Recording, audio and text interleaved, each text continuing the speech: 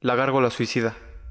Frente al recién construido templo de San Agustín, en 1745, vivía una rica familia, cuya hermosa hija pasaba todo el tiempo sentada en el marco de una de las ventanas de la casa, admirando todos los días cada rincón del templo. Después de un rato, cerraba su ventana y continuaba con sus tareas. Una tarde se encontraba ella, sentada de nuevo en el marco de la ventana. Su mirada chocó con la de un apuesto joven que la miraba desde el pórtico del templo, y sin prolongar el momento, anticipó su retirada y cerró la ventana. Al día siguiente, abrió de nuevo la ventana y de nuevo vio al joven, pero aunque él le llamaba la atención, volvió a retirarse. Así ocurrió por varios días. El joven incluso llegaba a acercarse un poco para dedicarle su amor, pero la joven solamente cubría su rostro con un fino pañuelo de encaje y parecía no importarle la insistencia del joven. Así que un día, se acercó de nuevo a la ventana para anunciarle a su enamorada que no acudiría más a verle, pero que treparía hasta la gárgola, y si ella no sacaba y agitaba su pañuelo para pedirle que viniese, él se lanzaría al vacío, privándose de la vida por el desconsuelo de no obtener el amor de la joven. Ella cerró su ventana y fue a su habitación. Luego corrió entonces de nuevo hacia la ventana, pero aunque buscó, no encontró el fino pañuelo. Sintió un repentino temor por su enamorado, que estaba haciendo equilibrio sobre la gárgola. Pasó un minuto, y de pronto se escuchó un horrible crujido. La gárgola no había soportado el peso del muchacho, y había caído junto con él. La enorme pieza de cantera se hizo pedazos, y en el lugar quedó una horrorosa escena de piedras y sangre. Una multitud de gente rodeó el lugar, y se preguntaban por qué el joven se habría suicidado. Horrorizada, la joven cerró su ventana y corrió hacia su habitación, donde se echó a llorar, corroída por el remordimiento.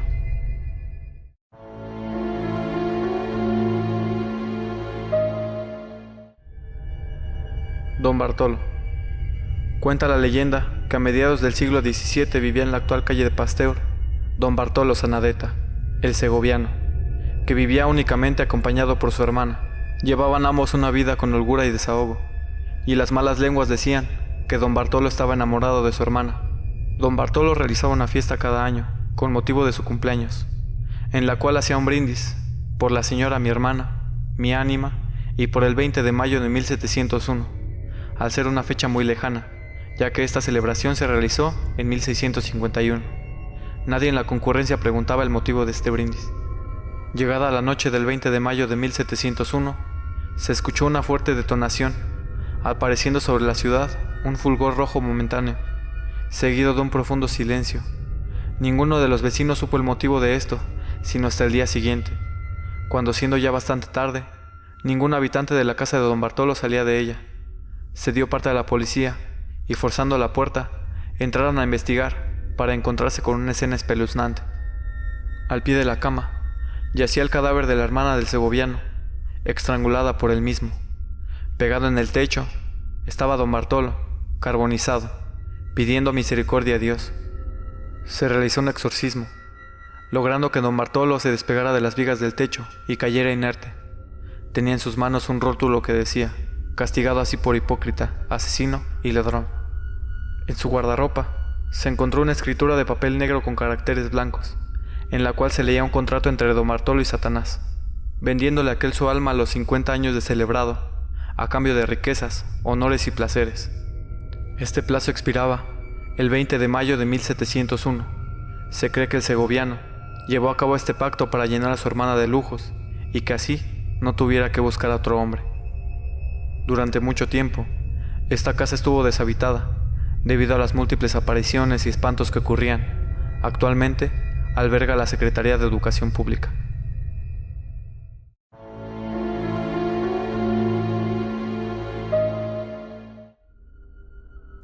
El agujero del diablo. Hace mucho tiempo, en el convento de San Francisco, hoy Museo Regional, permanecían los jóvenes seminaristas que estudiaban para ser sacerdotes. Entre ellos había uno que era de lo más destacado. Una mañana, cuando fueron todos a misa, este joven sintió que alguien lo miraba. Al voltearse, vio que era una mujer bellísima, pero como él había decidido entregar su vida a Dios, no podía pensar en ninguna mujer, así que decidió olvidarse de ella y rezar durante toda la tarde para olvidarla. Al día siguiente, el muchacho sintió otra vez esa mirada penetrante. Se trataba de la misma muchacha, así que, al terminar la misa, fue con su confesor a pedir ayuda, el cual le dijo que se trataba del demonio, que intentaba alejarlo de Dios. Por tal motivo, el joven seminarista decidió no ir a misa al día siguiente y quedarse a rezar en su celda. Ya por la tarde, sus compañeros decidieron ir a verlo, y éste les dijo que todo estaba bien, pero en la noche, al estar rezando, escuchó sonidos extraños y al voltear, vio la silueta de la muchacha desprendiéndose lentamente de la pared, para después irse convirtiendo en una especie de bestia y hombre mezclados. El seminarista rezó y rezó, y sus compañeros al ver esto, intentaron abrir la puerta, pero se dieron cuenta que estaba totalmente bloqueada. Entonces todos ellos empezaron a rezar en voz muy alta, hasta que finalmente se dio una tremenda explosión que impulsó a la bestia a salir por el techo. Gracias a su fe, el demonio había sido derrotado nuevamente, y al salir de la celda, dejó un enorme agujero en el techo. A ese agujero ahora le llaman el agujero del diablo.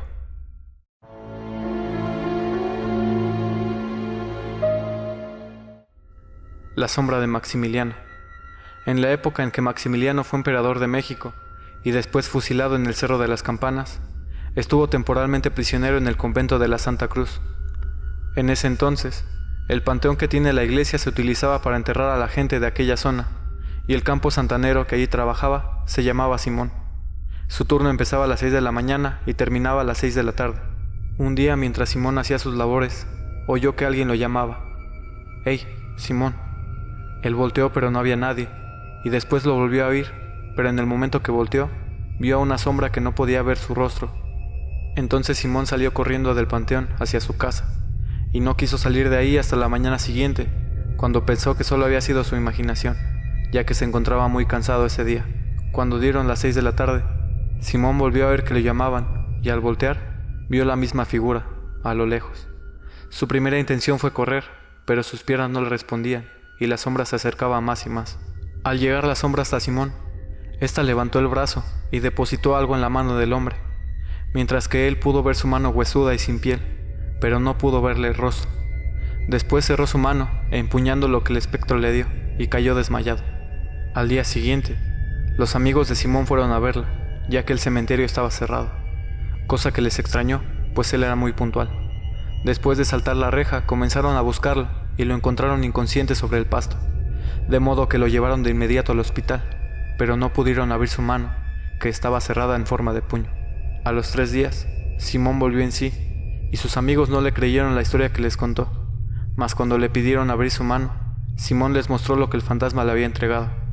Era un Maximiliano, una moneda de 14 quilates de oro, de la época del emperador. Tiempo después, Simón se enteró que el cuerpo de Maximiliano había estado un corto tiempo en el templo de la Santa Cruz. La leyenda dice que si vas al panteón del santuario a la medianoche, corres el riesgo de encontrarte con la sombra de Maximiliano. Pero quién sabe, tal vez también te pueda dar una moneda de oro.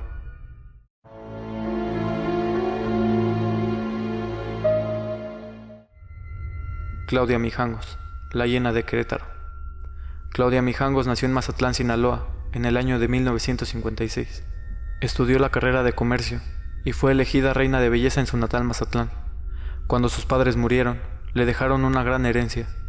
Se casó con Alfredo Castaños Gutiérrez y se trasladó a Querétaro, a la calle Hacienda Vejil, número 408, Colonia Jardines de la Hacienda. Ya establecida en Querétaro, puso una tienda de ropa exclusiva para mujeres. Tuvo 3 hijos con su esposo, una niña de 11 años de nombre Claudia María, otra niña de 9 de nombre Ana Belén, y el más pequeño de 6 años, llamado Alfredo. Sus hijos estudiaban en la escuela Fray Luis de León, donde impartían clases de catecismo. Ahí, Claudia Mijangos ingresó como maestra de esta materia. Pero Claudia comenzó a mostrar fuertes problemas psicológicos, a tal grado que su matrimonio pronto se volvió insostenible. Ella y su esposo se divorciaron, y Claudia se quedó con la custodia de sus 3 hijos. Siguió al frente de su tienda de ropa y dando clases de religión, pero la gente que la rodeaba pronto notó que los disturbios emocionales de aquella mujer se iban acentuando. En la escuela donde sus hijos estudiaban, daba clases un joven sacerdote, el padre Ramón. Claudia se obsesionó con él. Muchos afirmaban que eran amantes, aunque otros negaban tal versión. Él y otro cura, el padre Rigoberto, hablaban constantemente con ella. Durante varios días, Claudia había escuchado voces extrañas. No quiso comentárselo a su ex esposo, pues él siempre había afirmado que estaba loca. El 23 de abril de 1989, Alfredo Castaño se llevó a sus hijos a una kermés de la escuela. Cuando llevó a los niños de regreso, tuvo una fuerte discusión con Claudia. Sabía el asunto del sacerdote y además quería regresar con ella. Claudia se negó. Defendió sus sentimientos hacia el cura y su ex esposo, muy enojado, le dijo que se iba a arrepentir. Luego se fue. Claudia cerró la puerta y echó llave. Subió a darle la bendición a sus hijos y fue a acostarse.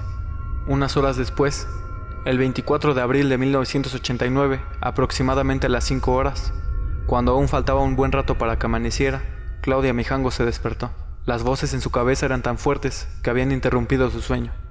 Le decían que Mazatlán había desaparecido y que todo Querétaro era espíritu. Estuvo un rato escuchándolas, tratando de decidir si eran reales o no. Después se levantó y se vistió completamente. Fue a la cocina y tomó 3 cuchillos. Sus hijos aún dormían tranquilamente, pero Claudia había decidido matarlos. El primero en ser atacado y el primero en morir fue Alfredo Antonio, el niño más pequeño, quien fue agredido mientras dormía en su cama. Claudia Mijangos se apoyó sobre la cama del niño. Lo tomó de la mano izquierda y a nivel de la articulación de la muñeca le ocasionó la primera herida. El niño, al sentirse herido, realizó un movimiento instintivo de protección, pero su madre siguió cortando. Lo hizo con tal frenesí que le amputó por completo la mano izquierda. El niño gritaba, de dolor y de terror. Su madre le trató de cortar entonces la mano derecha. Casi consiguió arrancársela también. Después, le propinó una serie de cuchilladas hasta matarlo. Ya muerto, siguió hundiendo el cuchillo muchas veces más. Claudia Mijangos cambió de cuchillo. Había decidido utilizar uno diferente con cada uno de sus hijos. La segunda en ser atacada fue Claudia María, de 11 años, quien fue apuñalada 6 veces. Herida de muerte y con los pulmones perforados, la niña aún alcanzó a salir del cuarto tratando de protegerse. No mamá, no lo hagas, gritaba. Los alaridos de dolor y desesperación fueron tan fuertes que los vecinos se despertaron, pero decidieron no intervenir. Claudio tomó entonces el tercer cuchillo y apuñaló en el corazón a su hija menor, Ana Belén, de 9 años, quien no opuso mucha resistencia. Después, bajó las escaleras corriendo, en busca de la agonizante Claudia María, quien se había desmayado, boca arriba, sobre el piso que dividía la sala del comedor. Volvió a apuñalarla. Luego la arrastró hacia la planta alta y colocó su cuerpo inerte en la recámara principal, junto con sus hermanos. Los apiló sobre la cama king size, como si fueran leños, uno encima del otro, y los cubrió con una colcha color naranja con adornos blancos.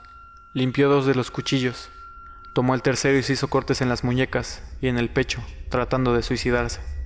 Verónica Vázquez, amiga de Claudia, llegó por la mañana, tocó y le abrió ella, con la ropa empapada de sangre y la mirada extraviada.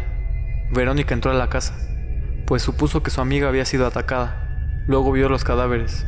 Claudia desvariaba, diciendo que los niños se habían llenado de ketchup. Verónica salió huyendo, el olor de la sangre era insoportable. Llamó a la policía de inmediato. Estas fueron las historias de Querétaro. Y recuerda, cuídate de la noche.